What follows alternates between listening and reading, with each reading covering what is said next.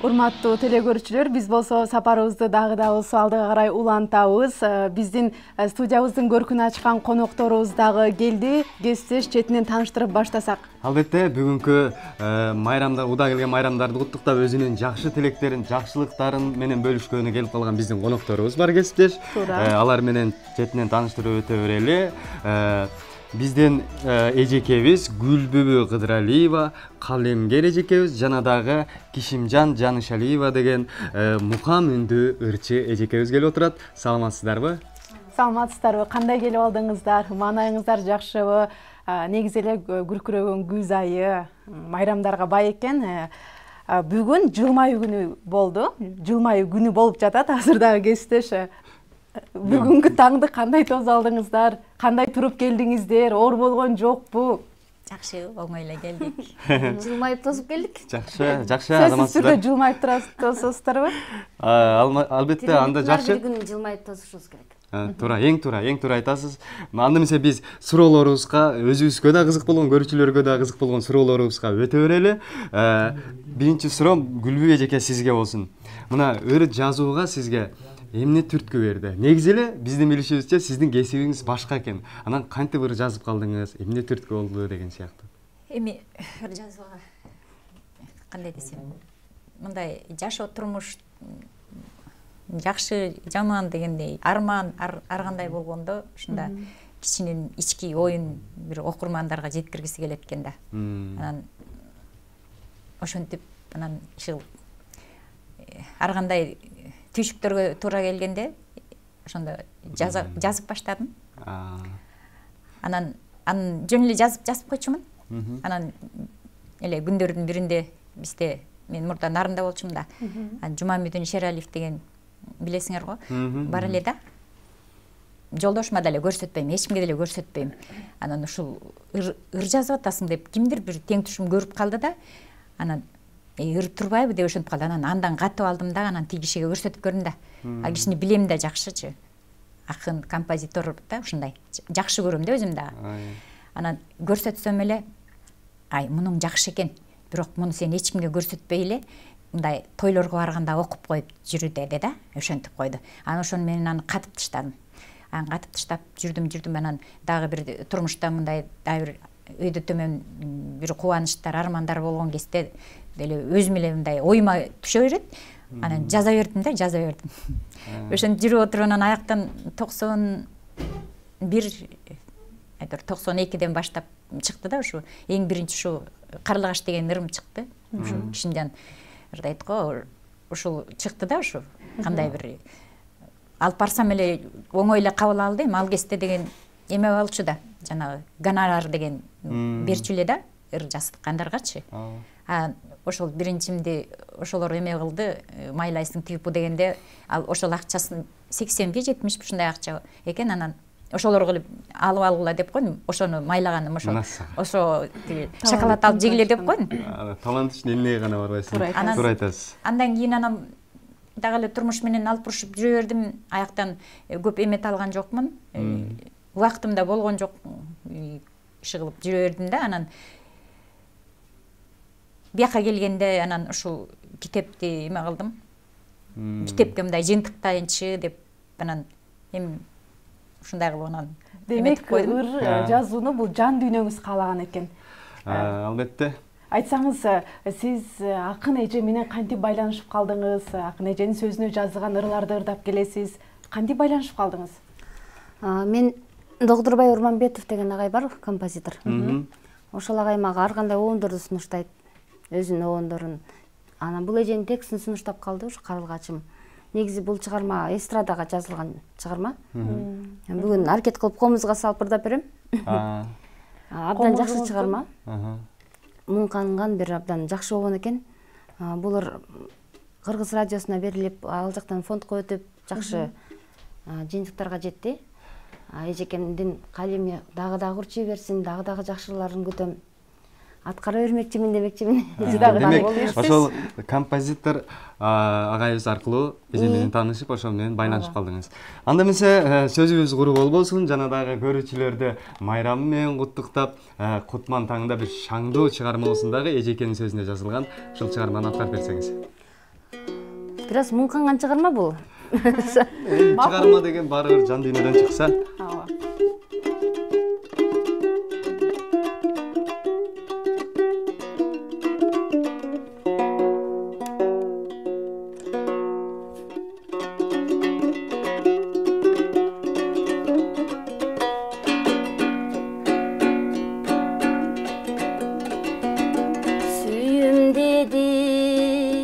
Анда неге сагынбадың,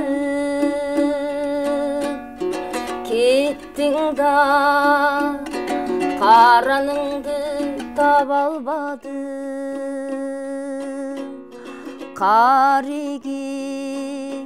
Карегимде калып калган, келсеңчи камыктырбай карлыгачы.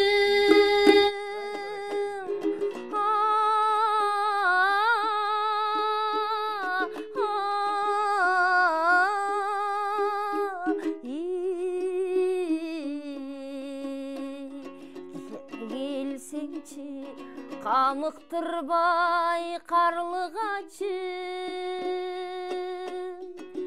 жактырам аппак тунук сезим менен. Айта албай, жеткире албайм сөзүм менен. Армандуу махабатты ичке катып, ак сүйүм кошу кеткен өзүң менен.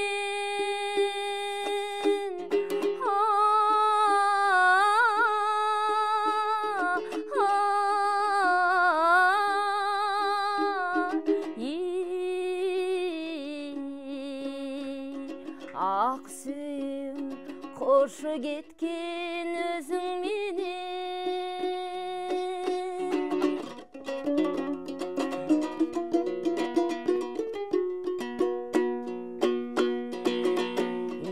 Издедим караныңды таппай калдым,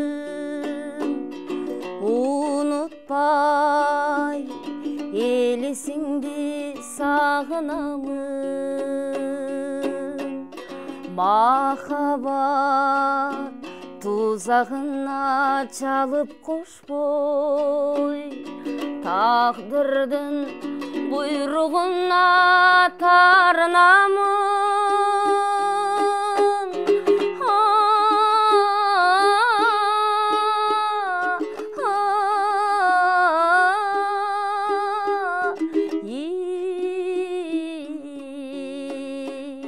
Тагдырдын буйругуна тарынамын. Келсеңчи камыктырбай карлыгачы. Баракелде, ыраазычылык билдиребиз. Бир аз комузга ыңгайсыз болгончу. Аккордеон менен ырдаса абдан сонун болчудай. Жок, абдан сонун болду. Бизге кесиптешим экөөбүз ойлонуп кетиптирбиз, сизди угуп отуруп ыраазычылык билдирели. Урматтуу телекөрүүчүлөр, биз болсо эсиңиздерге сала кетели. Бизде бүгүн конокто калемгер эжекебиз Гүлгү Кыдыралиева жана ырчы тим эле мухам үндүү Кишимжан Жанышалиева деген ырчы эжекебиз келип отурат. Эжеке, мына мен сизге кийинки суроомду берейин. Сиздин жана айтып өттүңүз китепке чогулттум ырларымды деп. Ушул китеп жөнүндө айтып берсеңиз. Кандай жолдор менен чыкты? Негизи эле бизде азыр каражат маселеси биринчи орунда турат эмеспи? Каражат маселеси кандай болду? Кандай ырлар кирди? Канча нуска менен чыкты? Да. 500 нуска менен эле чыкты. Анан да эми ар кандай да көбүнчөсү ошо лирический десем да болуш керек. Андай эжеке, ушул китебиңизден бизге бир жагымдуу бир ырыңыздан окуп берсеңиз. Өзүңүзгө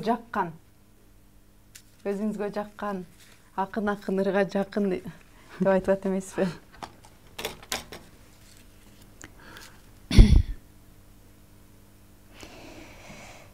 Туылган жерим, бүгүнкүдөн эртеңки кызык белем. Жылдар өтүп зымырап эмгек менен, алтын бешик киндик кан тамган жерим, жерге үмүтүм зор эмгегимди арнайым деген. Баскан изим салгандай тамга жолго, бала чагым түбөлүк калды ойдо, көркү сонун тяншан аксай тоосу, көз алдымда элестеп кайра-кайра. Мен чоңойгон кең нарын жердин аты, сиңип калган дем берип жүрөк канга. Оюн куруп комузду бирге черткен, эгин айдап бак тигип беде эккен, балапандай бирге өскөн бир уяда, кантип гана курбулар чыксын эстен. Бул Баракелди эжеке, азаматсыз айылды негизи эле өзүбүздүн кичим экенибизди эске сала турган ыр болду. Эжеке, жуп болсун. Жуп болсун, дагы бирде эжеке. Дагы бир ушу сүйүү жөнүндө бир ыр болсо эжеке. Жогоруда ырдагы жүрөктөрдү козгоп кетти. Мындай ырдан кийин дагы бир 2 куплет ыр окуп берсеңиз. Эжекенин көп чыгармалары өзү сүйүү жөнүндө лирикалык чыгармалар. Мында ушу эң биринчи айтып атпаймынбы, ушу жашоодон кичине эме болгондо биринчи чыкканда, анан кийин эле сүйүү пүйүү болуп эле мындай алмашылып кетти. Ошон үчүн ошо бир жашоо мезгили дедим эле да. Ошо булар дагы эң туңгуч ырларымда ошону келиңиз угалы. Окуп калайын. Бирок уялдым. Жок, уялдым. Өзүңүздү кенен коюп. Эмнеге уяласыз? Жакшы маанайда. Майрамыңыздар менен көрүүчүлөр деп туруп баштай бериңиз эжеке. Кантели 10 жыл жашадык, капыстан болду капалык. Кайрылып кайра какпайт го, кош жүрөк бирдей тазарып. Ызалуу жашым куюлуп, жаштарым калды суюлуп. Канчалык сени ойлонуп, койсоңчу эми туюнуп. Кеч эмес али да ойлон, кетпейли алыс буюгуп. Унута албай мен да жүрөм, кай жеринен жакпайт мүнөзүм. Ачык оюн жашырбастан айткан жакшы адам күнөөсүн. Алтыным сезбедиң сен, азапка күйөмбү мен, жашоонун азап тозокторун бөлүшүп тарталы тең. Көкөйгө тийип бүттүң, оозуңдан жалын бүрктүң, ойдо жок ишке кабылттың, саргарып өңдөн азып бүттүм. Жашоолор кайра баштан улансынчы, мөмөлөр күлүп жайнап кубансынчы, өмүрдү кайгы менен өткөрбөстөн, мен дагы чыгарайын кубанчымды. Ай, азаматсыз, баракелде, рахмат айтабыз. Жанагы Жумамүдүн абага көрсөткөн шоочу да. Жакшы, абдан жакшы экен, Калемиңиз мага курчуй жакты. берсин. Андан ары биз кесиптеш суроолорубузду узата берели. Айтсаңыз, сиз азыр интернетте жылдысыз, анан көрүүчүнү кантип топтоп атасыз? Сырларын айтып кетпейсизби? Мен дагы эженин күйөрманымын интернеттен. Мен дагы. Ырларын жаңы видеолордон азыр эме көбүчүлөр тойдон кезигип эме кылып калып атпайбызбы? Ошо тойдо ырлаган ырларыңызды интернеттен көп көрүп калабыз. Буга көрөрмандарды кантип жолтоп атасыз? Кандай ой, пикирлер айтылып атат? Албетте, азыркы заманда интернет биз үчүн абдан жакшы каражат болуп да. Элге жетпеген сөзүбүз, элге жетпеген үнүбүз интернет менен жетипчи. Албетте азыр кыйын, мындай клип тартып, башка ырчылардын деңгээлине жетиш да кыйын да. Андан көрө элге жага турган чыгарманы колубузда жакшынакай кылып, татынакай кылып аткарып туруп интернетке жүктөсөң, ошол көбүрөөк Элге сиңет да. Угуп баардыгы тең ой пикирин айтышып, абдан өздүк баракчама көбүрөөк жүктөйм жакшы чыгармаларды. Албетте, ал элге талабына жооп береби деген биринчи жооп суроо турат да. Элге жагабы ушул чыгарма депчи, өтөбү, өтпөйбү деп тандап анан алып чыгышыбыз керек да. Туура айтасыз, чындыгында бул интернетте дагы эми пикир жазгандар тим эле шумдук болсо керек. Себеби мага мисалы өзүмө сиздин ырларыңыз, ырдагандарыңыз аябай жагат. Анда эмесе келиңиз бир чыгарма болсун сизден дагы бир шаңдуу, ошол интернетте элдин купулуна толуп жүргөн чыгармалардан бирди. Жашоонун маңызы аттуу чыгарманы ырдап берейин. Өзүм көбүнчө Сыймык Бешекеев агабыздын көп ырларын аткарып жүрөм. Балалыгымдан аткарам, жакшы көрөм.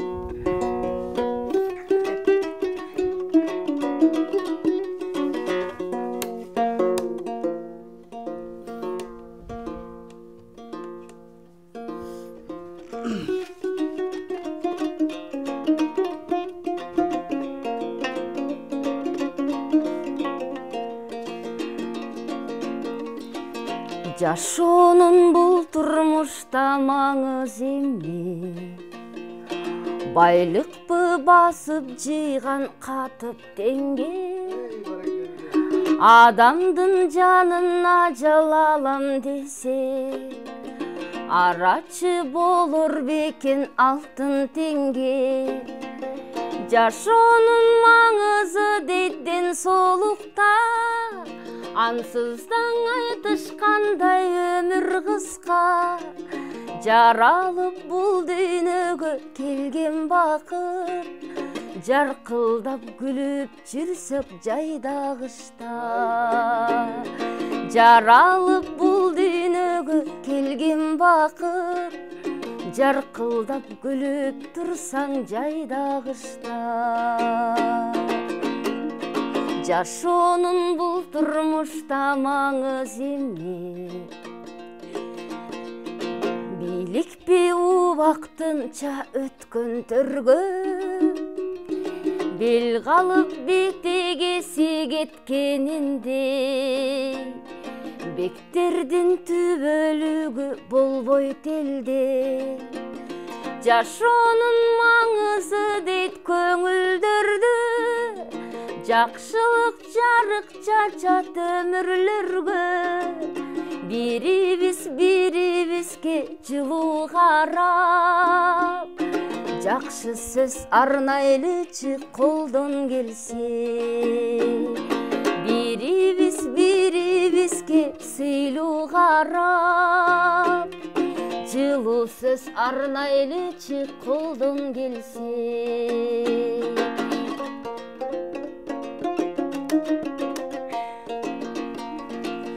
Жашоонун бул турмушта маңыз эмне?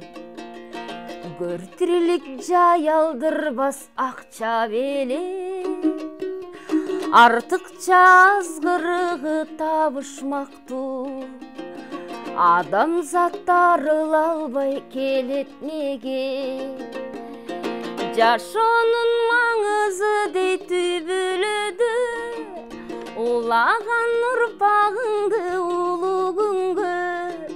Жанада достук деген кымбаттык бар, жашоонун көркүн ашчы болуп берген. Жанада тууган деген кымбаттык бар, жашоонун көркүн ашчы болуп берген.